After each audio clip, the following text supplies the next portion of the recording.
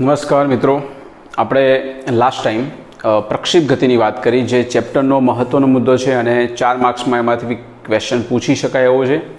તો first of all આપણે પ્રક્ષિપ્ત ગતિ કોને કહેવાય એની આપણે વાત કરી કે પ્રક્ષિપ્ત ગતિ એટલે આપણે કોઈ ચોક્કસ v0 વેગથી આપણે પદાર્થને ફેંકીએ અને એ પદાર્થ પરવલય આકારની ગતિ કરે એને આપણે પ્રક્ષિપ્ત ગતિ બોલીશું.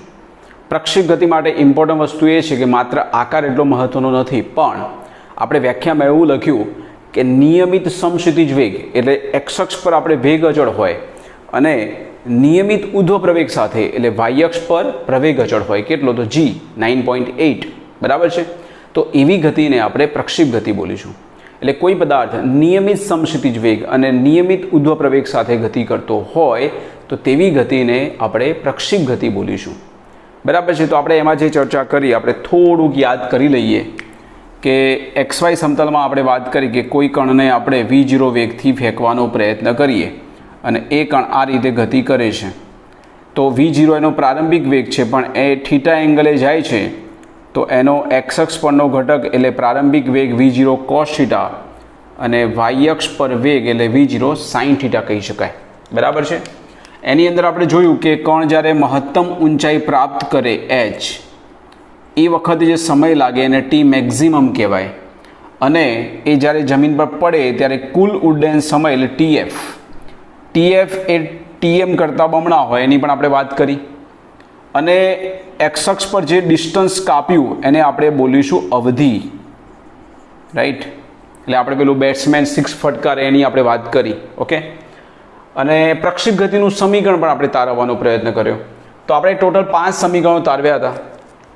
પ્રક્ષિપ્ત ગતિની વાત કરીએ તો આપણે આવું સમીકરણ તારવ્યું હતું y બરાબર tan theta x minus gx² 2 v0 cos થીટાનો હોલ સ્ક્વેર. આ પ્રક્ષિપ્ત ગતિનું સમીકરણ છે. પ્રક્ષિપ્ત ગતિ એટલે આ ટાઈપનું સમીકરણ આવવું જોઈએ, ax માઇનસ bx². તો એ tan થીટા છે, બીની જગ્યાએ તમે આટલું લઈ શકો, આ બી છે, બરાબર છે. એ રીતે આપણે શોધી શકીએ. તો આ સમીકરણ આપણે આવડવું જોઈએ ડાયરેક્ટલી. બાકીના બીજા 4 સમીકરણો એટલે કે મહત્તમ ઊંચાઈ માટે લાગતો સમય tm, પછી tf, મહત્તમ ઊંચાઈ અને અવધિ r, આ બીજા 4 સમીકરણ આપણે તારવ્યા. tmનું સમીકરણ શું હતું મિત્રો? તો આવું હતું v0 sin theta upon g. અહીંયા બમણું છે, tf એટલે tm કરતાં બમણા એટલે 2v0 sin theta upon g. આ બધા સમીકરણ આપણે આવડવા જોઈએ. ઊંચાઈની વાત કરું તો આવું સમીકરણ હતું v0² sin² theta by 2g. બરાબર છે. ઉપર વર્ગ કરવાનોમાં, નીચે 2 વડે ગુણવાનું. અવધિમાં v0² sin² થીટા નહીં પણ sin 2 થીટા અને નીચે 2g નહીં g. sin 2 થીટા એટલે આમ તમે આવું પણ કહી શકો છો v0² બાય g અને sin 2 થીટાનો મતલબ છે 2 sin theta into cos theta. આ 5 સમીકરણો આપણે આવડવા જોઈએ ડાયરેક્ટલી, પણ એનું ઘણું બધું ઇમ્પોર્ટન્ટ છે. અહીંયા મેં તમને એક વાત કરી હતી કે કોઈ બેટ્સમેન 6 ફટકારે છે તો કેટલા ડિગ્રીએ એ બોલ જતો હોય, બેટ જોડે કેટલા ડિગ્રીનો કોણ બનાવે તો એ મહત્તમ ડિસ્ટન્સ કાપશે. તો જુઓ, તમને ખબર છે કે ક્રિસ ગેલ બેટિંગ કરતો હોય અને 6 ફટકારે તો આમ પડે. બરાબર છે. કોઈ બેટ્સમેન એવો છે કે ફ્લેટ 6 ફટકારતો હોય પણ એની કોઈ આવડત હોય કે એ મેક્ઝિમમ ડિસ્ટન્સ ક્યારે કાપશે. તો તમે જોયું હશે કે દડો જે છે એ આ રીતે ફટકારે, આમ એકદમ ઉપર પણ નહીં અને એકદમ આમ પણ નહીં, વચ્ચે એટલે 45 ડિગ્રી. આ બેની વચ્ચે એટલે કેટલો ડિગ્રી? 45. જુઓ, આર મેક્ઝિમમ મેળવવું છે તમારે. અહીંયા સાઇનની વેલ્યુ મહત્તમ કેટલી મળે આપણને? તો સાઇનની વેલ્યુ મહત્તમ આપણને 1 પ્રાપ્ત થાય. કેટલા ડિગ્રી? 90. જો sin 30 1/2, sin 60 √3/2, સોરી sin 45 એટલે 1/√2, sin 60 એટલે √3/2. બધામાં તમે ગણતરી કરશો તો એ બધા જ જવાબ તમારા 1 કરતાં ઓછા હશે. sin 90ની વેલ્યુ આપણને મેક્ઝિમમ પ્રાપ્ત થાય 1. તો તમે થીટા કેટલા મૂકો તો અહીંયા sin 90 થાય? તો તમે જો થીટા 45 મૂકો તો 45 × 2 એટલે 90 થઈ જાય. એટલે તમારે અહીંયા આર મેક્ઝિમમ મેળવવો છે, મતલબમાં એ બેટ્સમેન 6 મેક્ઝિમમ ફટકારે એ માટે એનો જે ખૂણો છે 45 ડિગ્રી હોવો જોઈએ. સમજ પડી ગઈ? તો અહીંયા આર મેક્ઝિમમ કેટલા આવશે? તો V0² થીટા 45 દૂર 90 એટલે sin 90 થઈ ગયા 1. તો તમને એમ કે આર મેક્ઝિમમનું સૂત્ર શું થાય? તો V0². આનાથી વધારે અવધિ શક્ય નથી. સમજ પડી ગઈ? આ વસ્તુ ગેલિલિયોએ પણ ચર્ચા કરેલી છે એ વખતના રિસર્ચમાં. એટલે મેક્ઝિમમ અવધિનું સમીકરણ એટલે થીટા બરાબર 45 દૂર 90 એટલે અહીંયા મેક્ઝિમમ V0². આવશે અવધિનું મૂલ્ય. ઓકે. બીજી એક ગેલિલિયોએ વાત કરી હતી કે આપણે બે અલગ અલગ એંગલે દળો ફટકારીએ કે એ વસ્તુને આપણે છોડીએ, સમાન વેગથી છોડીએ તો બંને એક જ જગ્યાએ પડવી જોઈએ, ખૂણો જુદો જુદો.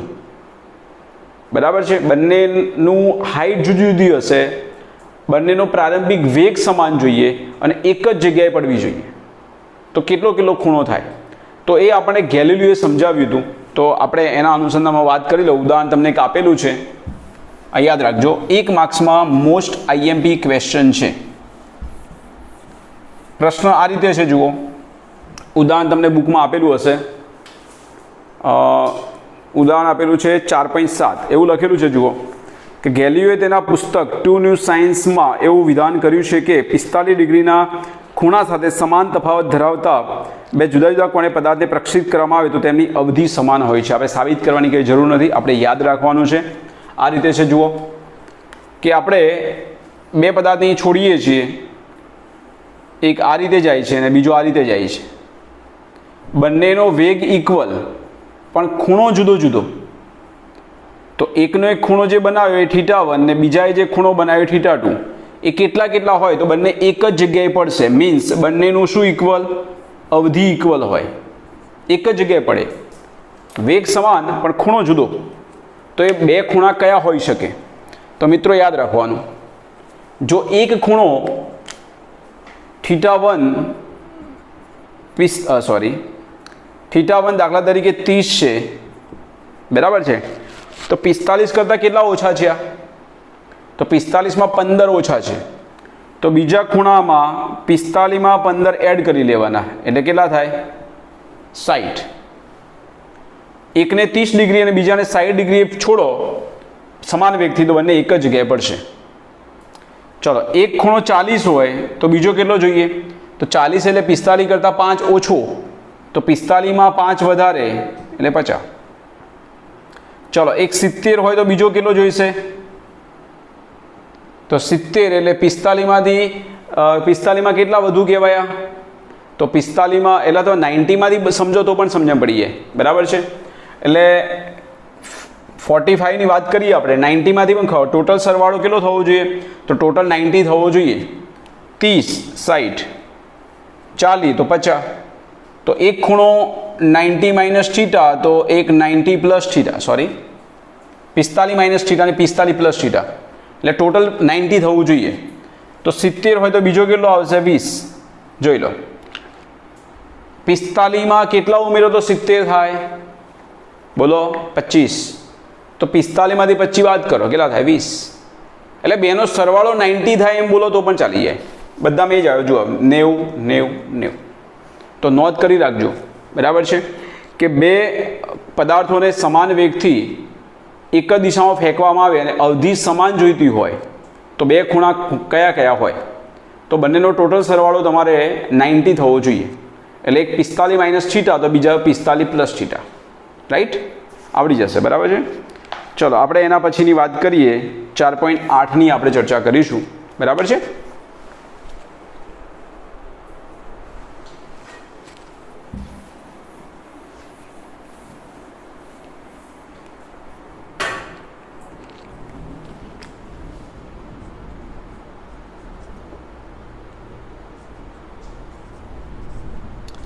ઉદાહરણ છે એટલે ઉદાહરણ સ્વરૂપે લખવું એટલે આઈડિયા આવે તમને અલગ પાડવા માટે.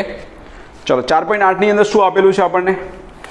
તો ત્યાં લખ્યું છે કે એક પર્વતારોહક જમીનથી 490 મીટર ઊંચે પર્વતની ધારા પર ઊભો છે. તે એક પથ્થરને સમક્ષિતિજ દિશામાં 15 મીટર પર સેકન્ડના પ્રારંભિક વેગથી ફેંકે છે. સમક્ષિતિજ દિશામાં હવાના અવરોધને અવગણતો પથ્થર કેટલા સમયમાં જમીન પર પડે છે તે શોધો તથા જમીન પર અથડાતી વખતે તેનો વેગ કેટલો હશે? એ વાત આવી છે કંઈક XY સમતલની અંદર વાત કરીએ તો વધારે આઈડિયા આવશે તમને. એક્સ વાય સમતલ, બરાબર છે. ચલો એમાં તમને આવું આપેલું છે કે જમીનથી 490 મીટર, એટલે અહીંયા આપણે આ રીતે વાત કરી શકીએ. ચલો ઊંચાઈ છે એચ, આપણે કેપિટલ એચ લઈ લઈએ, મેક્સિમમ છે. એચ ઊંચાઈ 490 મીટર, ત્યાંથી એક પદાર્થને આ રીતે ફેંકવામાં આવે છે. એનો પ્રારંભિક વેગ કઈ અક્ષ પર છે? તો માત્ર એક્સ અક્ષ પર છે, સમસી દિશામાં. એટલે v0x તમને આપેલો છે 15 મીટર પર સેકન્ડ. ચલો મિત્રો, v0y કેટલા કહેવાય? વાય અક્ષ પર વેગ નથી પ્રારંભિક, માત્ર આમ છોડ્યો છે, તો કેવી રીતે પડશે? આમ પડશે. ઓકે, શોધવાનું શું છે આપણે? તો જમીન પર પડતો કેટલો સમય લાગશે, એટલે સમય t શોધો. બીજી વાત શું કરી છે કે તેનો અંતિમ વેગ કેટલો હશે. અંતિમ વેગ કઈ દિશામાં હોય? તો નીચે પડે છે, તો અંતિમ વેગ એટલે y દિશામાં હોય. તો અંતિમ વેગ એટલે v ઓફ y શોધો. એક્સ અક્ષ પર ના હોય, આમ પડે. g તમારે લેવાના છે 9.8 મીટર પર સેકન્ડ સ્ક્વેર. ઓકે, કેટલા સમયમાં એ નીચે પડશે એની વાત કરવાની છે, અને y દિશામાં એનો અંતિમ વેગ શોધવાનો છે. y દિશામાં જ આવે, એક્સ અક્ષ પર શક્ય નથી. ક્લિયર? ચલો ચર્ચા કરીએ આપણે. ઓકે, ફર્સ્ટ ઓફ ઓલ આપણે લઈએ, જુઓ શું આવશે.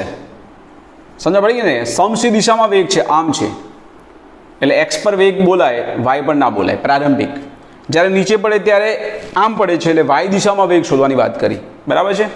ચલો પહેલું કામ એ કરીએ, કેટલી ઊંચાઈ છે? તો આપણે એચ ઊંચાઈ એટલે કે તમને એચ કેટલા આપેલા છે મિત્રો, જોઈ લઈએ. એચનું મૂલ્ય આપણને આપેલું છે 490 મીટર. ચલો એચ સ્મોલ એચ બોલશો તો પણ કોઈ ચિંતા કરવાની જરૂર નથી. એચ એટલે 490 મીટર. હવે અહીં વસ્તુ સમજી લો કે નીચે પડે છે આ, બરાબર છે. એટલે કઈ વસ્તુ પ્લસ માઇનસ મૂકવી, આમ ગતિ થાય છે, એટલે આ દિશામાં બધું જ માઇનસ હોય, બરાબર છે. ચલો આપણે આ સમીકરણનો ઉપયોગ કરીએ કે d બરાબર v0t પ્લસ 1/2 at સ્ક્વેર પરથી. ચલો d એટલે શું બોલશો? Minus H. કેમ કે નીચે પડે છે, રાઈટ. ચલો v0 આ કઈ દિશામાં છે? આપણે y દિશામાં વાત કરીએ. આપણે y દિશામાં ગતિની વાત કરીએ. y દિશા માટે લઈએ તો d એટલે માઇનસ એચ, આમ ગતિ નીચે. અધો દિશામાં એટલે બધું માઇનસ આવે, માઇનસ એચ એટલે બધું પ્લસ મૂકો તો પણ ચાલી જાય. v0yt પણ v0y 0 આવવાના છે. 1/2 a માઇનસ g, બરાબર છે ને, ઇન્ટુ t. પણ v0y ની વેલ્યુ 0 મળે, બરાબર છે. તો માઇનસ એચ બરાબર 0 માઇનસ g એટલે કેટલા મૂકીશું આપણે? 9.8 બાય 2, હા sorry, into T square. Okay, H કેટલા મૂકવાના છે આપણે? એચની વેલ્યુ છે મિત્રો માઇનસ 490, એટલે પ્લસ થઈ જશે આ બધું. ચલો બે અહીંયા આવ્યા તો ભાગી નાખો તો પણ ચાલી જાય. પ્લસ થશે બે બાજુ, બંને બાજુ માઇનસ છે, પ્લસ થશે. ટી સ્ક્વેરને કરતાં બનાવું તો સામે 490 છે, આ કેટલા થાય? 9.8 ભાગ્યા 2 એટલે કેટલા થશે? તો 9.8 ભાગ્યા 2 એટલે 4.9 થાય. તો ટી સ્ક્વેર બરાબર થશે 100, તો ટી બરાબર થશે 10 સેકન્ડ. 10 સેકન્ડમાં એ પદાર્થ જમીન પર પડશે, રાઈટ. જવાબ જે રીતે આવતો હોય મેં અલગ રીતે કામ કર્યું હોઈ શકે. ચલો બીજું શું બાબત કરી છે? આપણને અંતિમ વેગ શોધવાનો છે. y દિશામાં અંતિમ વેગ ધારો કે v ઓફ y છે. કયું સમીકરણ લઈએ આપણે? તો પહેલું લઈ લઈએ આપણે v બરાબર v0 પ્લસ at પરથી, આના પરથી આપણે વાત કરી લઈએ. તો v ઓફ y બરાબર v0y plus minus gt, right. ચલો v ઓફ y આપણે શોધવાના છે. v0y 0 છે. ચલો પ્લસ g ની વેલ્યુ 9.8 અને t ની વેલ્યુ 10. તો વી ઓફ વાય આવશે એટલે આપણે એક વેલ્યુ જોઈતી હોય તો આપણે બધું માઇનસ લખી દેવાનું, બરાબર છે?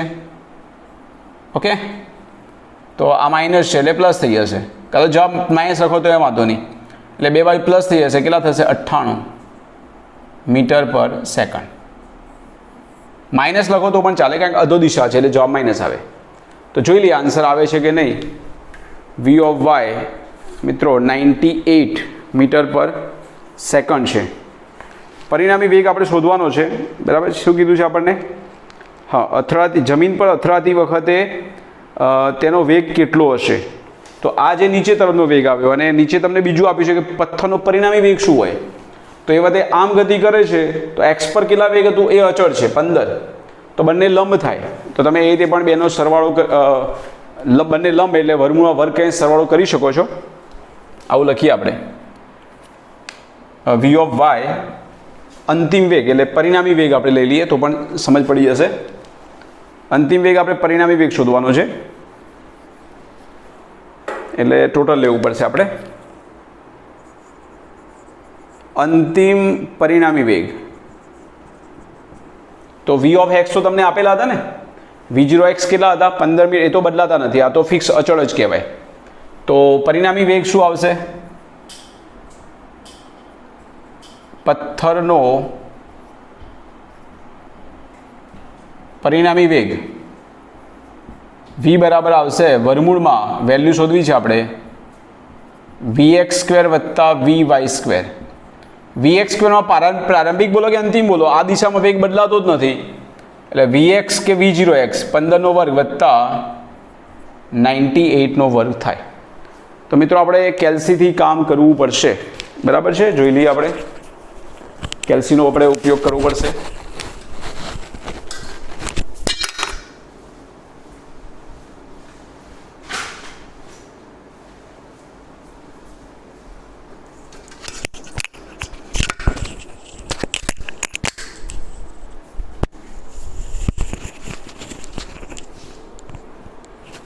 સોરી મિત્રો, અહીંયા ટેલી કરી લઈએ આપણે. ટોટલ કેટલું થાય છે? 15નો વર્ગ એટલે 225 આવશે. 15નો વર્ગ એટલે 225. 98નો વર્ગ આપણે કરીએ 98 તો એ આવશે 9604 પ્લસ 225 ટોટલ થાય છે 9829. એનો આપણે વર્ગમૂળ કરી લઈએ તો આપણો જવાબ 99.14 જેવો આવે છે. એકમ આવશે મીટર પર સેકન્ડ. આ આવ્યો પરિણામી વેગ, બરાબર છે મિત્રો? જોઈ લો 99 જવાબ તમને લખેલો છે. બુકમાં જે રીત હોય મેં જેટલું બને એટલો સરળ બનાવવા પ્રયત્ન કરેલો છે. આ વાય દિશામાં અને એક્સ દિશામાં આમ બદલાતો નથી એટલે ફિક્સ 15 લઈ લેવાનું. ક્લિયર?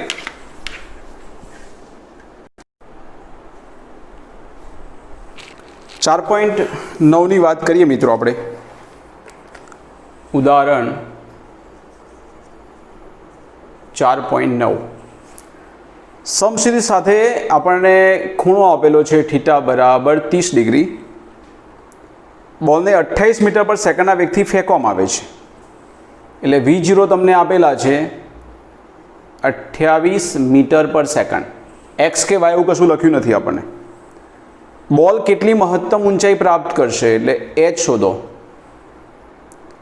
એ તે જ સ્તરે પાછા આવવા માટે લીધેલ સમય એટલે એમ કહી શકાય કુલ ઉડ્ડયન સમય TF. ફેંકવામાં આવેલ બોલ બિંદુથી બોલ તે જ ઊંચાઈના તે જ બિંદુએ પડે તે બિંદુના અંતરની ગણતરી કરો. સોરી, એ કેટલે પડશે એટલે અવધિ શોધવાની છે આપણે. ચલો, બહુ ઇઝી છે. અહીંયા માત્ર ને માત્ર આપણે મેથેમેટિકલ સ્ટેપથી કામ કરવાનું છે, બરાબર છે? એટલે સમીકરણ આપણને આવડવા જોઈએ. ચલો, પહેલી વાત કરીએ આપણે કે મહત્તમ ઊંચાઈ. તો એચનું સમીકરણ શું છે મિત્રો? V0 square sine square theta by 2g. V0 square sine square theta by 2g. અથવા V0 sin θ નો હોલ સ્ક્વેર લખો તો પણ ચાલે, એમાં કંઈ ખોટું નથી. ચલો આ રીતે લખું છું, V0 સ્ક્વેર એટલે 28નો વર્ગ, અહીંયા સાઇન સ્ક્વેર થીટા એટલે સાઇન થીટા કેટલો છે તો સાઇન સ્ક્વેર 30 એટલે સાઇન 30ની વેલ્યુ લઈને વર્ગ કરવાનો, ડાયરેક્ટ એનો વર્ગ ના કરતા, 30નો વર્ગ એમ ના કરતા. 2 અને જી આપણને આપેલા છે મિત્રો, તો જીની વેલ્યુ તમને આપેલી નથી અહીંયા, એટલે 9.8 લઈશું આપણે. કેટલા લખશો? 9.8. આનો આન્સર આપણે આ રીતે કરી શકીએ. જુઓ, પહેલાં તો આપણે 28નો વર્ગ લખી દઈએ, તો 28 ગુણ્યા 28 એટલે અહીંયા 784. નીચે વાત કરીએ આપણે તો આ કેટલા થાય? 19.6 જેવું થાય, બરાબર છે. અને સાઇન 30 એટલે 1/2, 1/2નો આપણે વર્ગ કરીએ તો આ થશે મિત્રો 1/4. સાઇન 30 એટલે 1/2 એટલે 1/2નો વર્ગ આવું લખી શકાય. જુઓ, 1/2નો વર્ગ એટલે 4 ક્યાં આવશે? નીચે આવશે. એટલે કેવું થાય? જુઓ, 19.6 ગુણ્યા 4 થશે, 19.6 ગુણ્યા 4 નીચે આવવાના તો 78.4 થયા. એટલે 784 ભાગ્યા 78.4 તો સીધો જવાબ બની ગયો તો 10. એટલે એચ તમને મળશે અહીંયા, એચની વેલ્યુ તમને કેટલી મળી? 10 મીટર. રાઈટ. ચલો બીજી વાત કરીએ આપણે. કુલ ઉડ્ડયન સમય એ નીચે પડે ત્યાં સુધી, કુલ ઉડ્ડયન સમય એટલે TF ને કહી શકાય 2TM, મીન્સ સીધું આપણે તો પણ લખવાનું 2V0 sin θ/g એટલે 2V0 sin 30/g. વેલ્યુ મૂકો, 28 sin 30 એટલે 1/2, 9.8 એટલે 28 ભાગ્યા 9.8 કરવાના આપણે. 28 ભાગ્યા 9.8 તો આપણો જવાબ થાય છે અહીંયા 2.857 છે, એટલે 2.86 જેવું લઈ શકાય, બરાબર છે. સમય એટલે સેકન્ડ. આટલા સમયમાં એ પદાર્થ નીચે પડશે. એના પછી વાત છે અવધિ. અવધિ આર, આવું સમીકરણ છે V0 સ્ક્વેર sin 2θ/g આવું છે. એટલે આવું લખી શકાય V0 square sin 2 into 30/g એટલે V0 સ્ક્વેર sin 60, બરાબર છે ને, અપોન g આવું થશે.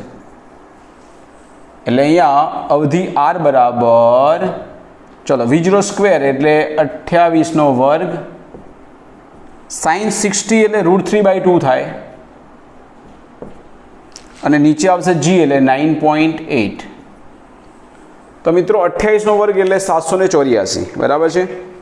તો 784 ગુણ્યા √3 એટલે 1.72 અને ભાગ્યા આવશે 19.6 એટલે આપણો જવાબ થાય છે 69.28. 28 એટલે 3 કહી શકો મીટર. આન્સર આપણે ટેલી કરી જોઈએ કોઈ વેરિએશન છે કે નહીં. પહેલામાં તમે જોશો જવાબ તો આપેલો છે h બરાબર 10, બીજામાં છે 2.86 એટલે 2.9 તમે લખી શકો છો, અને છેલ્લામાં છે 69. ઓકે, તો બહુ સિમ્પલ છે, આપણે સમીકરણ આવડે તો અહીં કામ થશે આપણું. ચેપ્ટરનો લાસ્ટ મુદ્દો છે નિયમિત વર્તુળમય ગતિ. એના શબ્દ પરથી જ ખબર પડી જાય. નિયમિત વર્તુળમય ગતિ. કોઈ પદાર્થ એટલે કે સમજો કે પંખો એક વર્તુળાગતિ કરી રહ્યો છે અને એમાં આપણે એનો ગિયર ચેન્જ નથી કરતા, ફિક્સ ગિયર છે 2 કે 3 પર જે આપણે ગોઠવેલો હોય, વોલ્ટેજ વધઘટ થતા નથી, તો એ કણ કેવી એ પંખો કેવી ગતિ કરશે? એનો પાંખિયું એક વિચારી લો. તો 1 મિનિટમાં દાખલા તરીકે એને 100 પરિભ્રમણ કર્યા તો બીજી મિનિટે પણ એ 100 પરિભ્રમણ પૂરા કરશે. 1 સેકન્ડમાં સમજો 2 પરિભ્રમણ પૂરા કર્યા તો બીજી સેકન્ડે પણ 2 પરિભ્રમણ પૂરા કરશે. તો એવી ગતિને આપણે નિયમિત વર્તુળાકાર ગતિ કહી શકાય. એનો મતલબ એમ થયો કે કણ અચળ ઝડપથી પોતાની ગતિનું પુનરાવર્તન કરે. કોઈ કણ અચળ ઝડપથી વર્તુળાકાર ગતિ કરતો હોય તો એને નિયમિત વર્તુળાકાર ગતિ કહી શકાય. અચળ ઝડપથી, અચળ વેગથી નહીં. કેમ? પંખો વર્તુળાકાર ગતિ કરે છે, એનો પાંખિયા ગતિ કરે છે, તો પાંખિયું અચળ ઝડપથી ગતિ કરે છે કે અચળ વેગથી ગતિ કરે છે? તો મિત્રો, અચળ વેગથી ગતિ નથી કરતો. વેગ બોલીએ એટલે દિશાનું મહત્ત્વ આવે. પાંખિયું આમ ગતિ કરે છે, આ રીતે, બરાબર છે. પાંખિયું જ્યારે અહીંયા છે ને આમ ભ્રમણ કરતું હોય તો એ વખતે એનો વેગ આ દિશામાં કહેવાય. પાંખિયું જ્યારે અહીંયા આવે તો એની વેગની દિશા આ બાજુ કહેવાય. આ પાંખિયું જ્યારે અહીંયા આવે ને આમ ફરી રહ્યું છે તો એની સ્પર્શક દિશા એટલે આ બાજુ વેગ કહેવાય. અહીંયા આવે પાંખિયું તો એનો વેગ આ બાજુ કહેવાય. ઝડપ બદલાતી નથી, કારણ કે ઝડપ એ અદિશ રાશિ છે, એને મૂલ્ય સાથે લેવા દેવા છે, દિશા સાથે લેવા દેવા નથી. એટલે વ્યાખ્યામાં આપણે અચળ વેગ નહીં, અચળ ઝડપ શબ્દ વાપરીશું. ઝડપ ના બદલાય, વેગ બદલાય, કેમ કે દિશા બદલાય છે. એટલે એની વ્યાખ્યા આપી હોય તો આપણે એવી આપી શકીએ કે કોઈ કણ અથવા કોઈ પદાર્થ, કોઈ કણ અચળ ઝડપથી નિયમિત વર્તુળાકાર ગતિ કરતો હોય તો તેવી ગતિને નિયમિત વર્તુળમય ગતિ કહે છે. અચળ ઝડપથી નિયમિત વર્તુળાકાર ગતિ કરતો હોય અથવા અચળ ઝડપથી વર્તુળાકાર ગતિ કરતો હોય, જેમ બોલો એમ, બરાબર છે, બંને વેલિડ છે. એટલે પરિસ્થિતિ એવી થઈ કે કોઈ કણ આ રીતે ગતિ કરે છે, સમજી લો આ ઉગમ બિંદુ છે. હવે વેગની દિશા આપણે સમજી લો કે આ રીતે રાખેલી છે કે કોઈ પંખાનું, કોઈ પાંખિયું આપણે વિચારી લઈએ, બરાબર છે. અહીંયા વિચારો, ચલો આ એનો સ્થાન સદિશ છે. ઓકે, એ જ્યારે અહીંયા હોય, આર જેટલા સ્થાન સદિશ છે, અહીંયા પી બિંદુ પર એ કણ આવેલો છે, બરાબર છે. એની વેગની દિશા કઈ બાજુ કહેવાય? તો આમ ફરે છે. તમે આમ પણ લઈ શકો, કોઈ એવું કંઈ જરૂર નહીં કે આમ જ લેવું. એ વખતે એની વેગની દિશા આ બાજુ છે, અથવા સ્થાન સદિશ એનો અહીંયા R1, ચલો એવું લખું છું, એની વેગની દિશા આ બાજુ છે. એ વેગ જે છે એને આપણે V1 બોલીએ. હવે એ કણ ગતિ કરતો કરતો અહીંયા આવે, સમજી લો કયા બિંદુ પાસે? Q બિંદુ પાસે. તો સ્થાન સદિશ બદલાયો કે ન બદલાયો? તો તમે કહેશો પાંખિયાની લંબાઈ ક્યાં બદલાય? પણ હું સ્થાન સદિશ બોલું છું, પાંખિયાની લંબાઈ નથી બદલાતી, પણ દિશા તો બદલે છે ને. સ્થાનાંતર એ સદિશ રાશિ છે, દિશા સાથે લેવા દેવા છે. પાંખિયું અહીંયા છે તો એની સ્થાનાંતરની દિશા આ બાજુ છે. પાંખિયું અહીંયા આવી તો સ્થાનાંતરની દિશા આ બાજુ છે. તો સ્થાન સદિશ બદલાય એમ કહેવાય. સ્થાન સદિશનું મૂલ્ય નથી બદલાતું, પણ દિશા બદલાય છે. વેગ પણ બદલાશે. અહીંયા આવશે તો વેગની દિશા કઈ બાજુ? અહીંયા આવશે તો વેગની દિશા આ બાજુ, તો વેગ બદલાઈ ગયો V2. સમજો બરાબર. વેગ બદલાય છે, ઝડપ નથી બદલાતી, ઝડપ અચળ. તો P થી Q જ્યારે ગતિ થઈ એ દરમિયાન હું એમ કહું કે સ્થાનાંતર કેટલું થાય?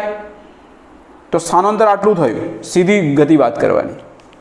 તો સ્થાનાંતર એટલે આવું કહી શકાય, ડેલ્ટા R. કેમ એવું બોલે આપણે? ડેલ્ટા R નો મતલબ શું? અંતિમ સ્થાન માઇનસ પ્રારંભિક સ્થાન. અંતિમ સ્થાન એટલે R2 અને પ્રારંભિક સ્થાન એટલે R1. સમજ પડી આમાં? એકદમ ઇઝી વસ્તુ છે. પદાર્થ આ રીતે ગતિ કરે છે, ક્લોકવાઇઝ સમઘડી દિશામાં ગતિ કરે છે. અહીંયા છે તો P બિંદુ પાસે એની ઝડપ, એનો વેગ V1 છે. વેગ, ઝડપ નથી બદલાતી, અહીંયા દિશા બદલાય ને એટલે વેગ બદલાય કહેવાય. સ્થાન સદિશ R1 છે, ગતિ કરતો કરતો જ્યારે અહીંયા આવે, બરાબર છે, Q બિંદુ પાસે એનો વેગ V2 છે. બંને અલગ અલગ દિશામાં છે એટલે વેગ જુદા જુદા. અહીંયા છે તો એનો સ્થાન સદિશ R1 ને અહીંયા છે તો સ્થાન સદિશ R2. રાઈટ? આવી વસ્તુ આપણે વેગ માટે બાજુમાં વિચારીએ, આની પેરેલલ આપણે વેગ માટે વિચારીએ. તો R1 ની જગ્યાએ તમે લખો, R1 ની જગ્યાએ તમે લખો V1, R2 ની જગ્યાએ તમે લખો V2. તો આ તમને જે મળ્યું એ શું કહી શકાય? તો આ તમે કહેશો ડેલ્ટા વી. આની પેરેલલ વાત કરીએ આપણે. આ બે ત્રિકોણ જે બન્યા એ એકબીજાને સમરૂપ ત્રિકોણ છે. તો અહીંયા પી ક્યુ ઓ નામ આપી દઈએ, અહીંયા પી ડેશ ક્યુ ડેશ ઓ ડેશ નામ આપી દઈએ. બરાબર છે. અહીંયા જે સમરૂપતા બનાવો તે એ સમરૂપતા ત્યાં બનાવવાની આપણે. બરાબર છે. તો અહીંયા ધ્યાન આપજો, સમજ પડી ગઈ ને? ત્રિકોણ ઓ પી ક્યુ તથા ત્રિકોણ O dash P dash Q dash સમરૂપ ત્રિકોણ છે. આના પરથી આપણે એવું કહીએ, અહીંયા તમે એમ લખો કે આ બેનો ગુણોત્તર લઈએ એટલે અહીંયા તમે લખો delta R upon R, delta R upon R, R1 sorry. તો ત્યાં તમે શું લખશો? તો ત્યાં તમે લખશો ડેલ્ટા આરની જગ્યાએ ડેલ્ટા વી અને R1ની જગ્યાએ લખશો V1. બરાબર છે. R1 R2 જે નામ આપો એ તમે બુકમાં R અને R ડેશ આપ્યું હશે એમ આપો તો એમ વાંધો નહીં. તમે એમ કહો કે અહીંયા મેં આવું લખ્યું, બુક પ્રમાણે લઈ લો. ચલો અહીંયા R લખ્યો છે અને અહીંયા R ડેશ લખ્યા છે, બધું વાત એ જ છે, કોઈ ખોટું ના પાડી શકે. અહીંયા V લખ્યું છે, અહીંયા શું લખ્યું છે? V dash. ઓકે, તો અહીંયા R અને V એટલે સરળ પડે. ચલો આવું લખીએ આપણે. ક્લિયર મિત્રો? ચલો હવે આને આપણે આ રીતે દર્શાવીએ. ડેલ્ટા આરને કરતાં બનાવો. આપણે કંઈક સમીકરણ બનાવવું છે. ડેલ્ટા આરને કરતાં બનાવશો તો આવું થશે ડેલ્ટા વી અપોન વી અને આર આ બાજુ આવશે ઇન્ટુ આર. રાઈટ? અથવા ડેલ્ટા વીને કરતાં બનાવો તો પણ ચાલે. આપણે પ્રવેગનું સમીકરણ તારવવું છે તો ડેલ્ટા વીને કરતાં બનાવો. ચલો ડેલ્ટા વી પ્રવેગનું સમીકરણ તારવવાનું છે આપણે. ડેલ્ટા વીને કરતાં બનાવશો તો વી અપોન આર અને ડેલ્ટા આર સામે આ રીતે. હવે એક કામ કરો, સમયની સાપેક્ષે વિકલન લેતો એટલે તમે લખશો delta v upon delta t, કેમ કે પ્રવેગ લાવવો છે તો આવી ગયા ને. Delta v upon delta t એટલે પ્રવેગ બરાબર v upon r into delta R upon delta T. Limit delta t tends to 0 લેતા,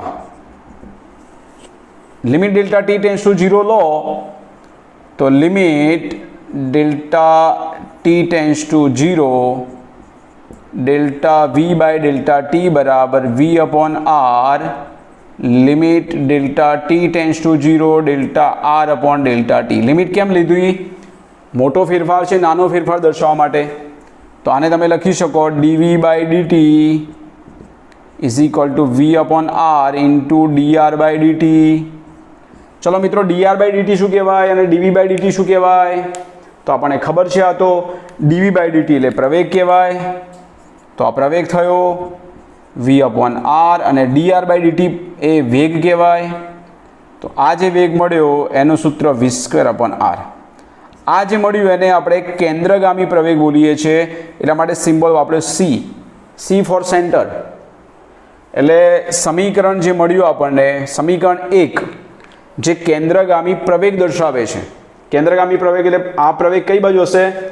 તો આ પ્રવેગ જે છે ને સેન્ટર તરફ હશે. એટલે પ્રવેગ એસી સેન્ટર તરફ પ્રાપ્ત થાય આ રીતે. સમજ પડી ગઈ? સમીકરણ 1 જે શું દર્શાવે છે? કેન્દ્રગામી પ્રવેગ દર્શાવે છે. તો કેન્દ્રગામી પ્રવેગ એટલે કેન્દ્ર તરફ છે, પ્રવેગ અચળ આવશે. કઈ તરફ? તો સેન્ટર તરફ. બરાબર છે. પણ દિશા કન્ટિન્યુ બદલાય. અહીંયા હોય તો આ બાજુ કહેવાય, અહીંયા હોય તો આ બાજુ કહેવાય, એટલે દિશા તો બદલાય જ છે. પણ અહીંયા વેલ્યુ આપણે લેવાની છે વી સ્ક્વેર અપોન આર. વીનો વર્ગ છે એટલે અદિશ થઈ જશે.